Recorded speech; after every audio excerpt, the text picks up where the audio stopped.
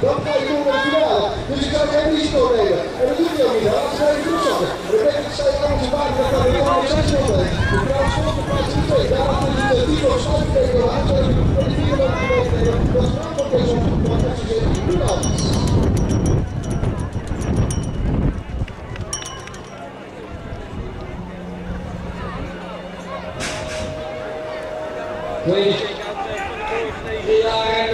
En dan doen we wat goed te rijden.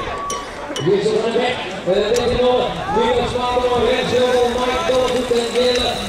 Johan Rijneker. Wie is de snelste man hier in ieder geval in deze check-out van de boven 7 jaar. En jongen, gaat daar door de bocht heen. Het is een Jutebot die daar op gaat rijden. Het is niet, het is niet stuk van de weg.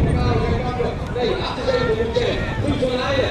Dat ben je niet zien. Die daar ook een positie aan heeft genomen. Je hebt die tweede positie aan. Dat is even kijken. Dat is 81 kan zeker. En dat is even nog. Is de man van u. En dat is Johan Rijneker. En de vierde man, dat is Renzo. En de vierde man is Jutebot van Liam.